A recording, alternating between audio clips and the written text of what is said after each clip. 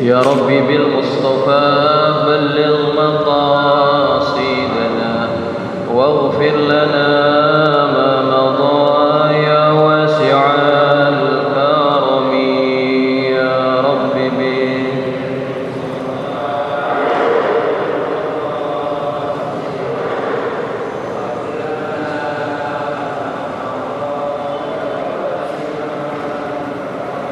يا ربي هيئ لنا من أمرنا رشدا واجعل معونتك الحسنى لنا مددا يا رب بالمصطفى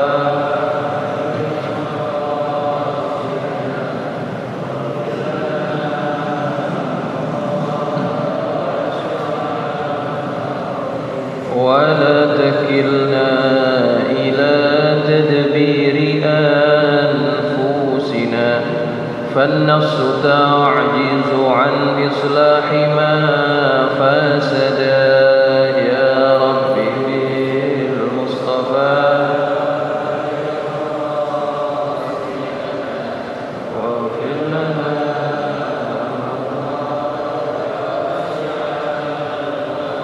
أنت الكريم وقد جهزت يا آملي إلى أيادك وجها سائلا ويدا يا رب بالمصطفى بلغ مقاصدنا واغفر لنا ما مضى يا واسع الكرم اللهم صل وسلم وبارك عليه وعلى آله. الفاتحة على نية أن الله يفتح علينا فتوح العارفين ويفقهنا وإياكم في الدين ويرزقنا كمال الإخلاص واليقين. ثم الفاتحة إلى روح سيدنا وحبيبنا وشفيعنا رسول الله محمد بن عبد الله وعلى آله وصحبه ومن والاه. ثم إلى أرواح الأولياء والشهداء والصالحين والعلماء العاملين من مشارق الأرض إلى مغاربها. ثم إلى روح مؤلف هذا الكتاب الشيخ سالم بن عبد الله بن سمير بأن الله يتغشاهم بالرحمة والمغفرة وأن يعيد علينا من بركاتهم وأسرارهم وأنوارهم وعلومهم ونفحاتهم في الدين والدنيا والآخرة. ثم إلى أرواح مشايخنا ومعلمينا الحبيب عبد الرحمن بن أحمد السقاف وثم إلى البين والشافعي هدمي وثم إلى روح ولد بن حسين البكي وثم إلى روح كيس بن الأمسير وثم إلى روح الحبيب علي بن عبد الرحمن السقاف وثم إلى روح مؤسس الشافعية يا هدي عبد الله الشافعي بأن الله يتغشاهم بالرحمة والمغفرة وأن يعين علينا من بركاتهم أسرارهم وأنوارهم وعلومهم ونفحاتهم في الدين والدنيا والآخرة. وإلى حضرة النبي الفاتحة. أعوذ بالله من الشيطان الرجيم. بسم الله الرحمن الرحيم. الحمد لله رب العالمين الرحمن الرحيم مالك يوم الدين إياك نعبد وإياك نستعين اهدنا الصراط المستقيم صراط الذين أنعمت عليهم غير المغضوب عليهم ولا الضالين آمين. السلام عليكم ورحمة الله وبركاته. الحمد لله رب العالمين وبه نستعين على أمور الدنيا والدين والصلاة والسلام على أشرف المرسلين سيدنا ومولانا محمد وعلى آله وأصحابه أجمعين. سبحانك لا علم لنا إلا ما علمتنا إنك أنت العليم الحكيم. رب اشرح لي صدري ويسر لي أمري واحلل عقدة من لساني يفقه قولي. أما بعد فإن أصدق الحديث كتاب الله تعالى وخير الهدي هدي محمد صلى الله عليه وسلم وشر الأمور محدثاتها وكل محدثة بدعة وكل بدعة ضلالة وكل ضلالة في النار. Hadirin hadirat muslimin muslimat yang dirahmati Allah, serta para penonton pemirsa Assalam TV Barokah dan juga pendengar radio Suara Asy-Syafi'iyah yang dirahmati Allah. Alhamdulillah, kita panjatkan syukur kehadirat Allah Subhanahu wa taala yang mana hingga saat ini Allah masih kurniakan kita nikmat iman, nikmat Islam, nikmat sehat wal afiyat, dan kita dapat hadir di majlis ini tentunya dengan taufik daripada Allah. Mudah-mudahan datangnya kita ke majlis ini Allah angkat derajat kita, Allah gugurkan kesalahan kita, dan semoga apa yang kita pelajari menjadi ilmu yang bermanfaat, yang dapat memperbaiki ibadah kita kepada Allah Subhanahu wa taala. Amin, Allahumma amin.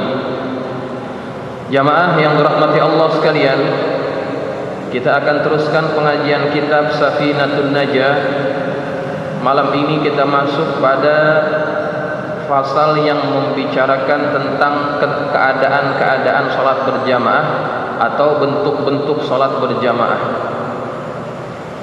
Bismillahirrahmanirrahim. Qala al-musannif rahimahullahu ta'ala wa nafa'ana bi ulumihi fid dharain.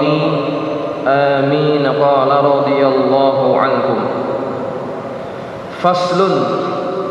Suwarul qudwati tis'un. Bentuk-bentuk salat berjamaah ada 9. Tasihhu fi khamsin. 5 diantaranya sah. Maka yang 5 bentuk itu, 5 bentuk yang sah daripada bentuk-bentuk salat berjamaah adalah yang pertama, qudwatu rajulin bi rajulin. Seorang lelaki bermakmum atau mengikut kepada seorang lelaki. Ini sah ya. Orang laki makmumnya kepada orang laki. Ini sah. Wa qudwatum ra'atin birajulin. Seorang wanita bermakmumkan kepada seorang lelaki. Ini juga sah. Yang kedua. Sekarang yang ketiga, wa qudwatu khuntha birajulin. Seorang khuntha mengikut atau bermakmum kepada seorang lelaki. Ini juga sah. Nanti kita akan jelaskan apa maksud khuntha. Yang kelima, wa qudwatum ra'atin bi khuntha. Seorang perempuan mengikuti atau bermakmum dengan seorang khuntha. Yang kelima, wa qudwatum ra'atin bimra'atin. Seorang wanita ataupun perempuan bermakmumkan dengan seorang perempuan yang lainnya, ya. Maka ini sah juga. Ini 5 bentuk salat berjamaah yang dianggap sah. Lelaki dengan lelaki tidak ada masalah. Kita tidak perlu jelaskan. Kemudian yang kedua, khuntha dengan seorang lelaki. Nah, sekarang saya ingin menjelaskan apa itu khuntha. Khuntha kalau diterjemahkan yaitu banci. Ya, banci. Banci yang dimaksud di sini bukan banci jadi-jadian. Yang suka di taman lawang itu bukan khuntha. Ya, itu bukan khuntha. Dia lelaki tapi menyerupai wanita. Khuntha adalah seseorang yang tidak jelas jenis kelaminnya. Jadi dia terlahir dalam keadaan memiliki 2 kelamin. Ada yang kelamin lelaki, ada kelamin perempuan. Ya. Ada 2. Kelaminnya ada 2. Nah, kemudian ada zakarnya, ada farjinya, ada faradnya. Kalau seandainya salah satu dari dua kemaluannya ini berfungsi. Ya. Misalnya yang berfungsi yang mana? Zakarnya yang berfungsi, kencingnya di situ. Maka dia dianggap apa? Dianggap laki. Tapi misalkan nggak jelas, nanti keluar yang di depan, yang keluar lagi nanti di yang satu lagi, ya, ini disebut khunsa.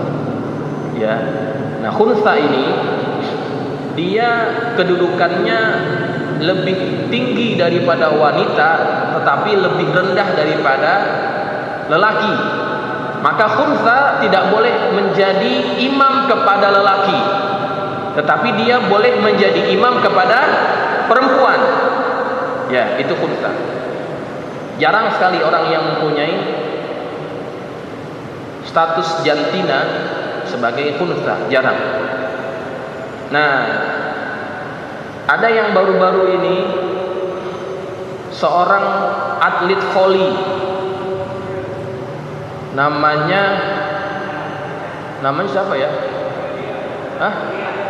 Amelia. Aprilia. Nah ya, bukan Amelia. Amelia itu penyanyi itu. Aprilia Manganang. Ya, Aprilia Manganang. Dia ini sebelumnya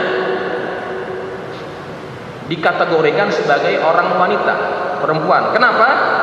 Karena kelaminnya perempuan. Kelaminnya perempuan, tapi badannya itu badan laki. Ya. Wah, keker. Dan dia jika masuk TNI, badannya lelaki tapi kelaminnya perempuan. Nah, ini orang dia memiliki satu kelainan yang disebut hipospadia.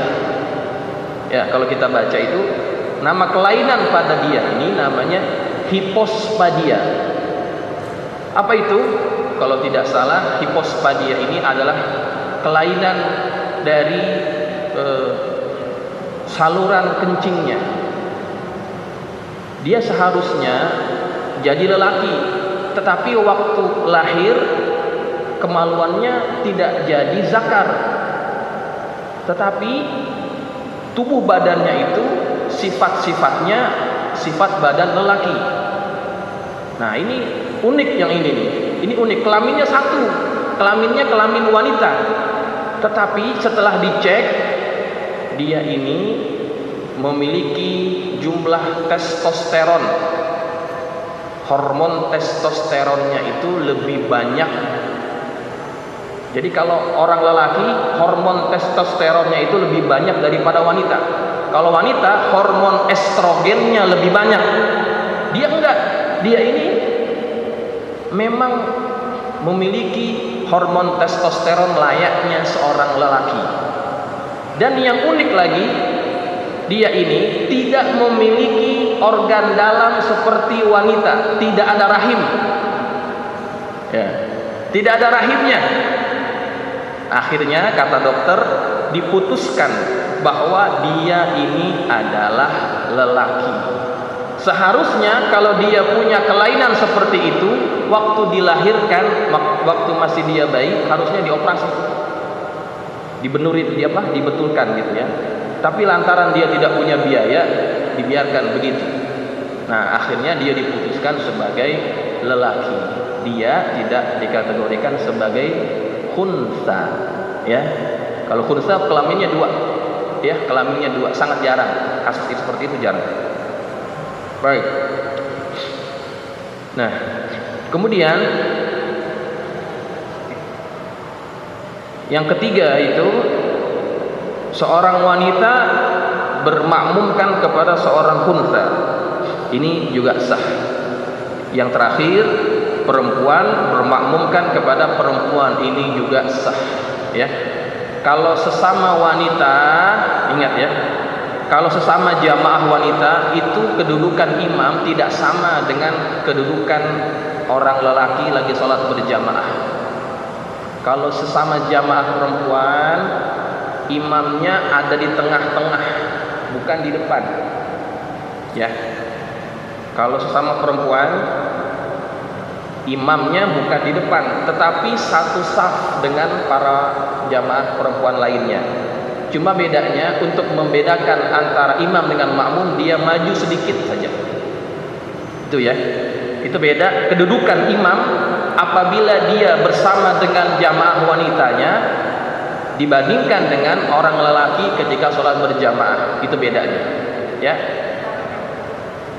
Kalau yang diajarkan oleh Nabi kepada para istrinya, kalau misalkan sholat tasbih nih ya, sholat tasbih, cara yang diajarkan oleh Nabi adalah yang jadi imam yang di tengah.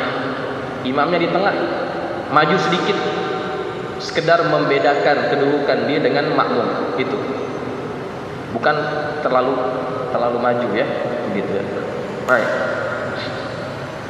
Nah, itulah 5 keadaan bentuk sholat berjamaah yang dianggap sah. Kemudian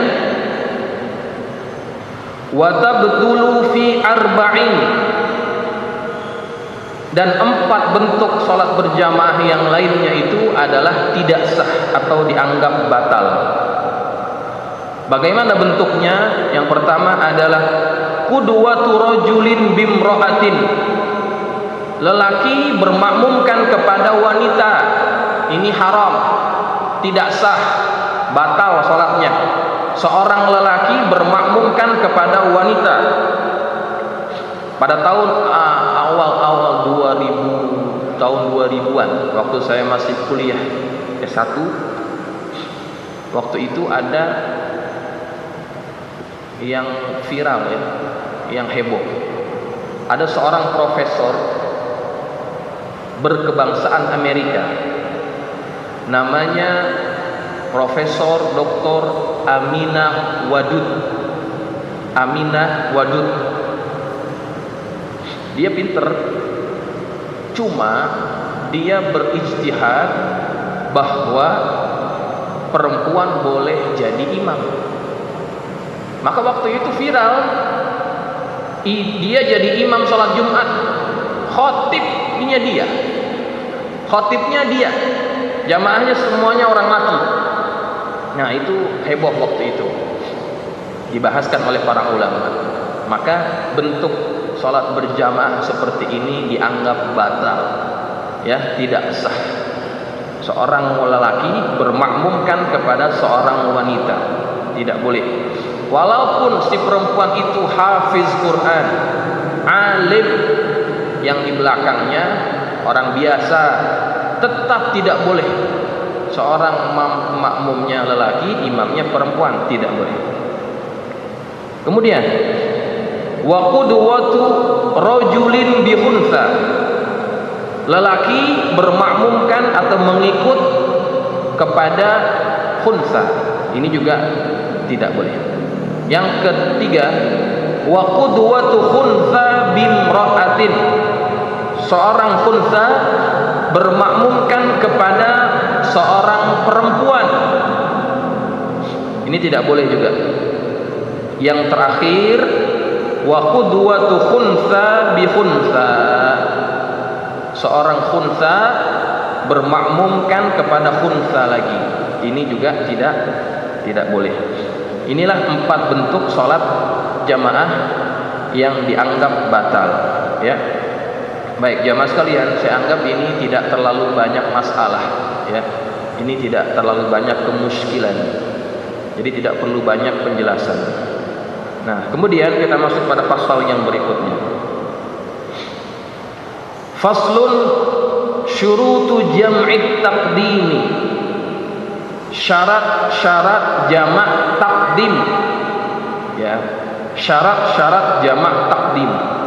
Arba'atun, ada 4. Nanti kita akan bahas, ada jamak takdim, ada jamak takhir, ada sholat qasar, ada 3. Nanti kita akan bahas satu-satu. Dimulai dari jamak takdim dulu. Namun saya akan menjelaskan sedikit. Apa maksud jamak? Apa maksud qasar? Ya. Jamak artinya adalah kita menggabungkan antara dua sholat yang boleh digabungkan. Itu namanya jamak.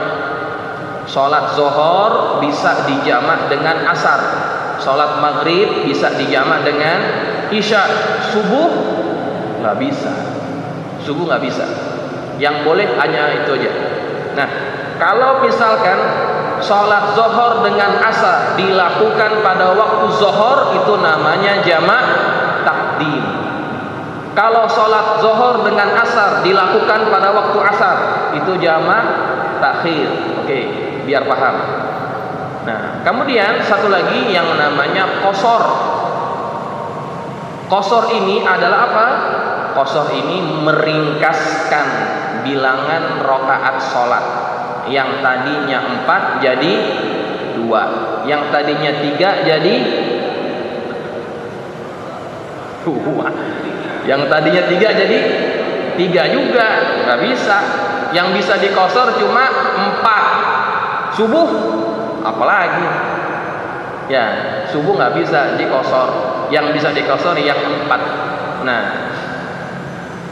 tentang sebab-sebab dibolehkannya orang itu untuk menjamak sholat, ada beberapa sebab. Pertama, penyebab orang dibolehkan untuk jamak, yang pertama adalah safar, melakukan perjalanan yang melebihi 2 marhalah, ya. 2 marhalah itu berapa kilometer? Nah, ini perbedaan pendapat. Ada yang bilang 81, ada yang bilang 82, ada yang bilang 84, ada yang bilang 85, ada yang bilang 87.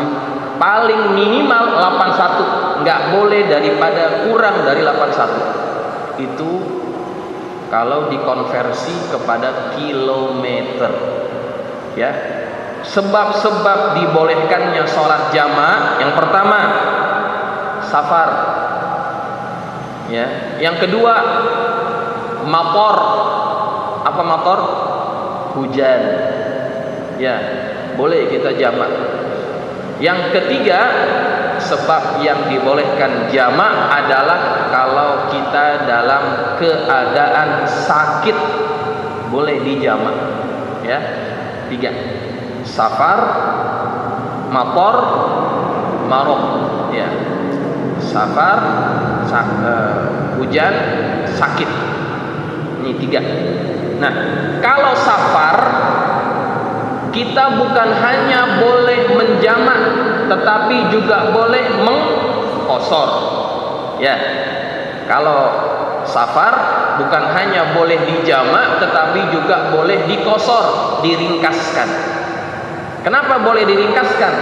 Karena ada hadis yang mengatakan as-safaru qit'atun minal azab. Perjalanan itu adalah sepotong daripada azab. Susah orang itu kalau dalam perjalanan itu, ya. Walaupun enak bagaimana juga kendaraannya, tetap yang namanya safar tidak mengenakan.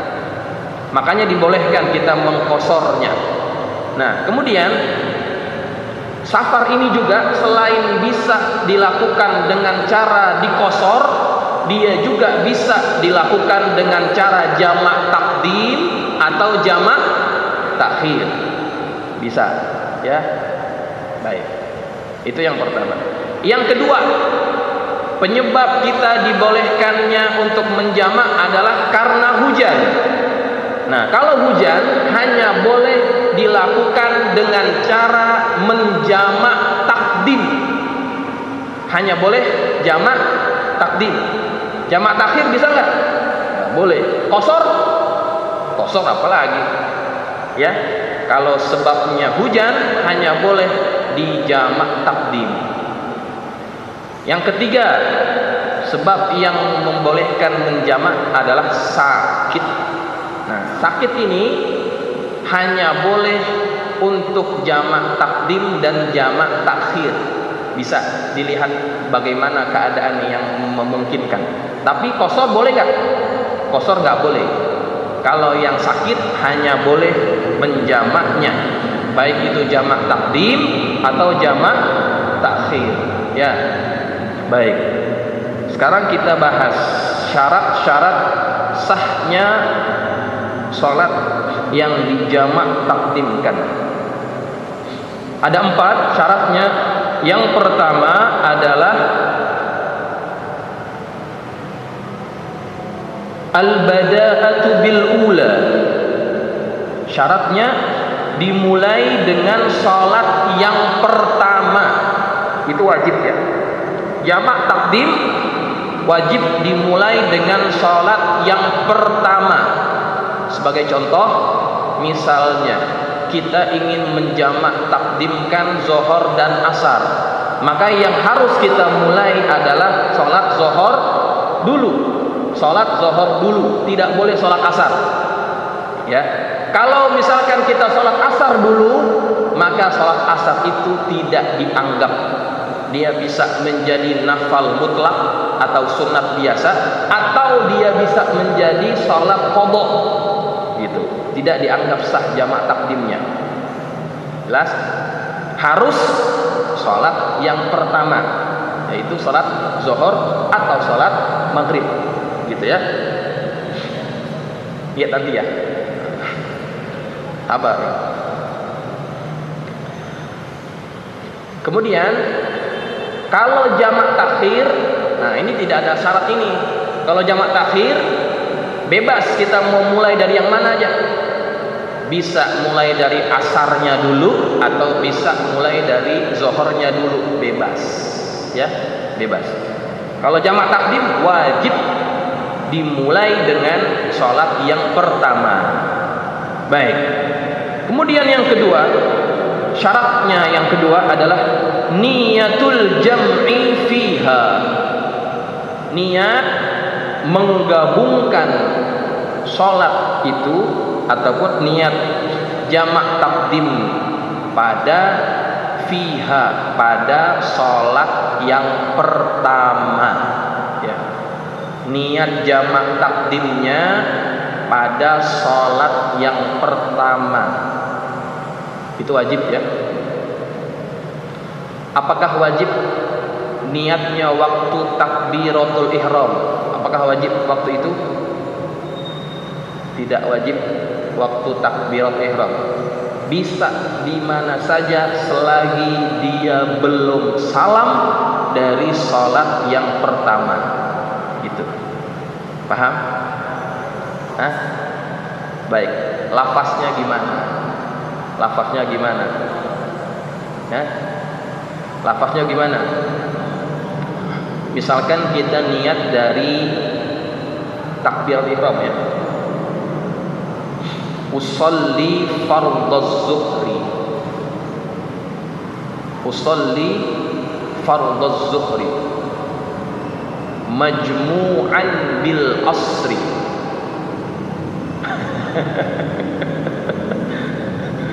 Ya, usolli fardhaz zuhri. Nah, ya beda-beda, terserah. Niat lafaz itu tidak ada hadisnya yang mengajarkan. Itu ulama yang ngajarin. Yang penting ada kalimat yang menunjukkan bahwa dia ingin menggabungkan dua sholat. Bahasa Arabnya dulu ya. Usolli fardhaz zuhri majmu'an bil asri. Itu sudah jadi dah. Usolli fardhaz zuhri majmu'an bil asri. Kalau mau tambahin jam'a taqdimin boleh. Boleh juga, ya. Perlu bilangan rakaatnya sebutin enggak? Hah? Jumlah rakaat perlu disebut enggak? Kalau jamak itu enggak perlu nyebut.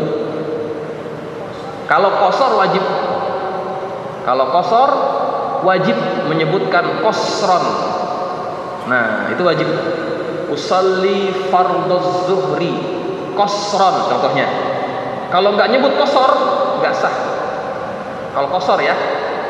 Nah, kalau jamak karena dia tidak dikurangkan jumlah bilangan rakaatnya, kita sebut sholatnya saja itu sudah sah.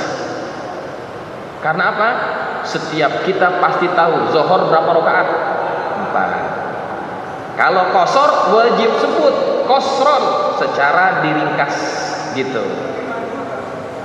Nah, kalau kita mau qashar dan jamak, kita wajib nyebutnya qashron majmu'an gitu. Ini kan lain-lain. Kalau qashar saja qashron. Tapi kalau mau qashar jamak qashron majmu'an. Gitu ya. Hah?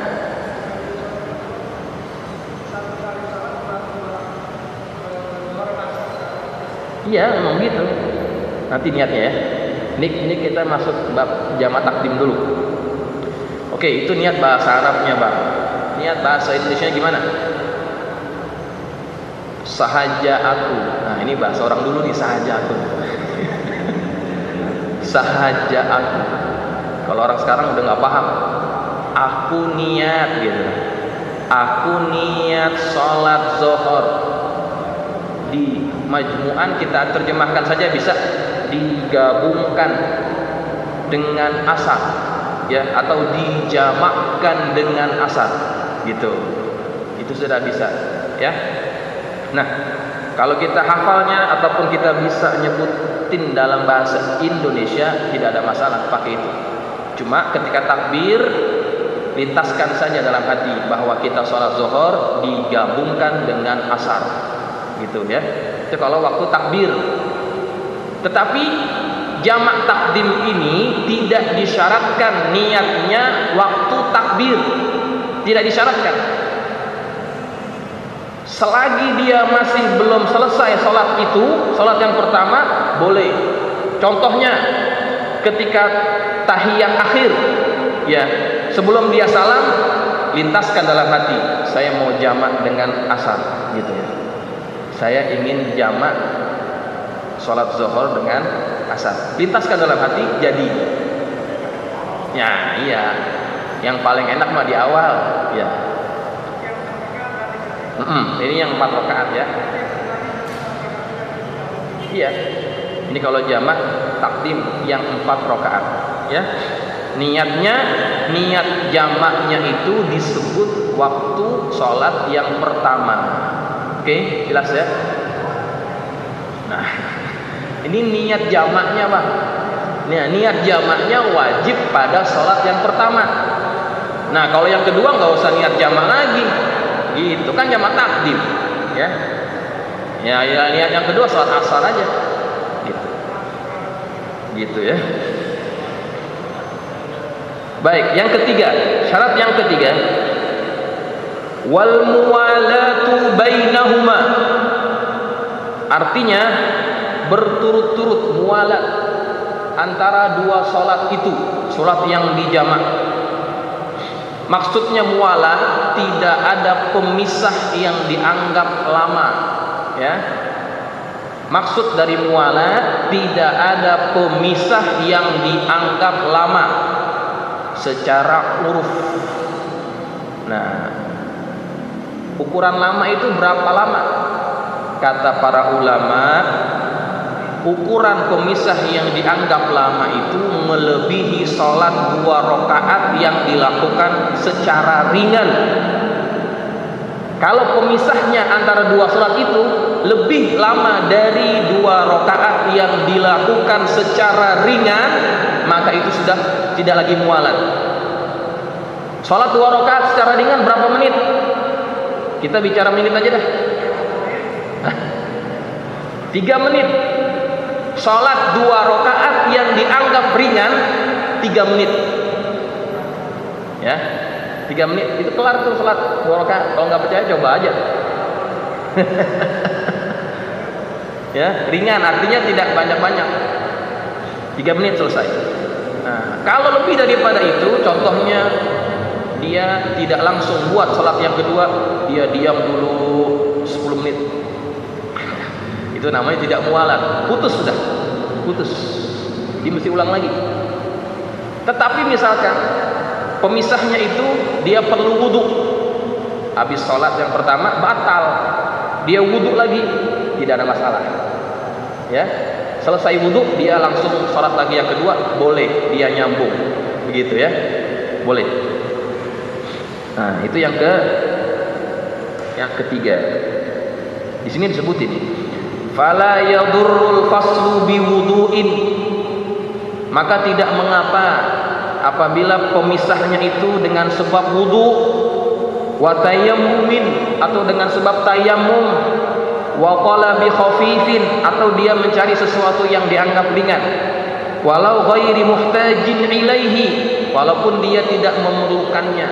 Ya, habis sholat yang pertama dia nyari handphonenya, nyari dulu sebentar gitu. Itu dianggap tidak lama, tidak mengapa gitu ya. Wa zamani adzanin, juga tempo untuk dia azan itu tidak dianggap lama. Wa iqamatin alal waqtil mu'tadil, dan juga iqamat pada tempo yang biasa. Nah itu yang ketiga. Kemudian yang keempat, syarat jamak takdim yang keempat adalah dawamul udhri. Dawamul udhri artinya berterusannya uzur, berkekalannya sebab dia dibolehkan melakukan jamak. Ya. Tadi apa sebab yang dibolehkan jamak tadi apa? Contohnya safar. Ya, safar contohnya. Nah, dia dianggap boleh melakukan jamak takdim kalau dia masih dalam melakukan safar. Ya. Contohnya bagaimana? Contohnya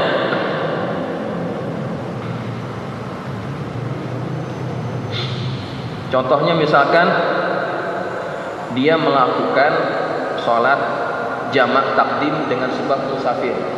Ya. Waktu dia lagi sholat yang pertama, dia masih dalam keadaan di perjalanan. Ya. Nah, belum habis sholat yang pertama, dia sudah sampai di rumahnya. Contohnya, sholat di mana tuh? Sholat di mana tuh? Contohnya dia sholat di kereta, contohnya ya. Dia sholat di kereta. Dia jamak takdim zuhur dan asar. Nah, ketika dia lagi sholat yang pertama, sholat itu belum selesai, kemudian dia sudah sampai di tempat tujuan ataupun di rumahnya. Kebetulan rumahnya sebelah stasiun. Rumahnya sebelah stasiunnya. Nah, ketika dia sudah sampai, padahal dia baru sholat yang pertama tadi, sholat zuhur, maka orang ini tidak boleh menjamakkan sholat yang asarnya, sebab dia sudah dianggap sudah selesai uzurnya. Uzurnya tadi apa? Perjalanan. Nah, sholat yang pertama belum kelar, dia sudah sampai. Nah, itu maksudnya uzurnya sudah tidak lagi berkekalan, sudah tidak lagi uzur. Ya, nah itu dia tidak boleh lagi melakukan jamak takdim. Nah, tapi misalkan begini, misalkan kita sholat jamak takdim, gabung zuhur dengan asar. Sholat yang pertama sudah selesai, sholat yang kedua sudah selesai. Nah, kita sampai di tujuan masih waktu zuhur. Ya, sering kayak gitu ya. Kita mau kemana? Kita mau ke Cirebon. Kita berangkat jam berapa? Misalkan berangkat jam 12 lebih, habis zuhur kita jalan, kita jamak takdim sampai ke Bandung lah, katakan ke Bandung yang dekat dikit. Masih ada waktu zuhur, belum masuk waktu asar. Sah nggak sholat jamak takdimnya? Sah nggak? Sah. Ya, karena kita sudah selesai dua-duanya. Dua sholat itu kita sudah lakukan dalam keadaan kita masih dalam keadaan musafir. Jelas? Jelas ya? Gitu. Baik. Nah, kemudian sebab yang kedua, misalkan contohnya kita boleh menjamak dengan sebab hujan. Nah, kalau sebab hujan ini dia syaratnya berbeda. Hujan mesti ada pada waktu kita takbir sholat yang pertama. Hujannya ada. Kemudian hujan juga mesti masih ada ketika kita salam salat yang pertama. Hujannya masih ada. Dan yang ketiga, hujan itu masih ada ketika kita takbiratul ihram salat yang kedua, salat asar. Masih ada hujannya. Kalau setelah takbir kemudian berhenti hujannya, tidak ada masalah. Sah dianggap jamak takdimnya itu. Jelas? Nah, ini jarang kita buat ya. Ini jarang kita buat. Nah, sekarang keadaannya sudah berbeda ya. Baik. Inilah 4 syarat-syarat daripada jamak takdim. Baik, ada yang ingin bertanya silakan. Kita sudah masuk waktu Isya. Kalau yang ingin bertanya silakan. Wah, ini langganan ini, langganan. 3 kali dapat panci ini. Assalamualaikum warahmatullahi wabarakatuh. Waalaikumsalam. Masalah imam untuk perempuan ya, Ustaz ya. Imam. Nah, makmumnya laki-laki. Ini dulu untuk diri saya sendiri nih, Ustaz. Saya lagi sakit. Ya. Imamnya istri saya. Ya. Itu gimana, Ustaz? Baik. Sudah, itu aja. Nah, itu aja. Ya, assalamualaikum warahmatullahi wabarakatuh. Kita lagi sakit, sholatnya nggak bisa berdiri, contohnya. Kita lagi di balik, baring aja kita. Nah, kita makmumnya kepada perempuan, istri kita. Sah atau tidak? Tidak boleh. Walaupun kita sakit, kita tetap tidak boleh bermakmum dengan wanita.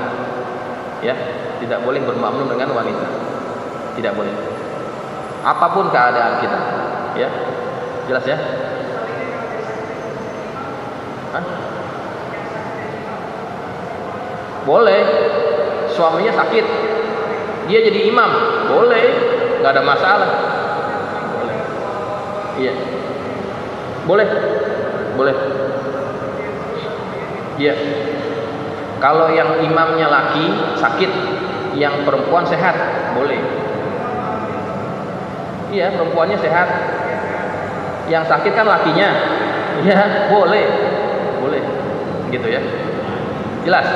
Ada lagi? Udah, cukup ya. Insyaallah kita akan sambung lagi minggu depan masuk kepada syarat-syarat jamak takhir, dan juga kita akan bahas syarat-syarat qasar. Ya, ini penting ya.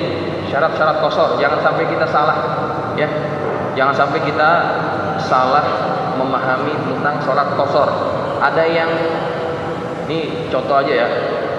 Ini ustazah nih, ustazah. Ini levelnya udah ustazah nih. Kata dia,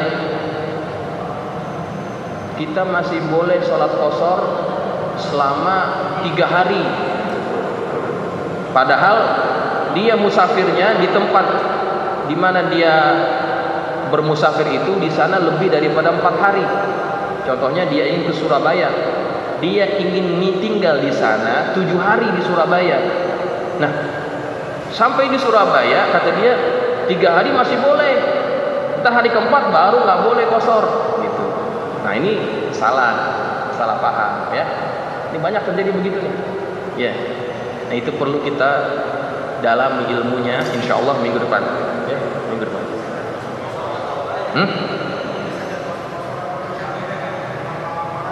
Nggak apa-apa kalau mau qasar juga. Iya, jelas ya. Mudah-mudahan bermanfaat. Al-Fatihah.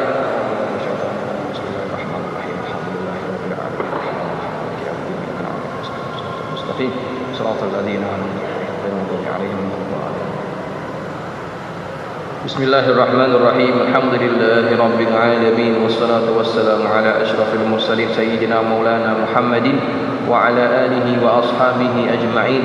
Allahumma anfa'na bima 'allamtana wa 'allimna ma yanfa'una. Allahumma zidna wa la tanqusna wa akrimna wa la tuhinna wa'tina wa la tahrimna wa athirna wa la tu'thir 'alaina wa ardina warda 'anna. Allahumma inna nas'aluka وبحق فاطمة وأبيها وبعلها وبنيها افتح علينا وعلى أولادنا وتلاميذنا فتوح العارفين فقهنا وإياكم في الدين وارزقنا كمال الإخلاص واليقين اللهم ارزقنا فهم النبيين وحفظ المرسلين وإلهام الملائكة المقربين برحمتك يا أرحم الراحمين اللهم اجعلنا من الذين يستمعون القول فيتبعون أحسنه صلى الله على سيدنا محمد وعلى آله وصحبه وسلم والحمد لله رب العالمين السلام عليكم ورحمة الله وبركاته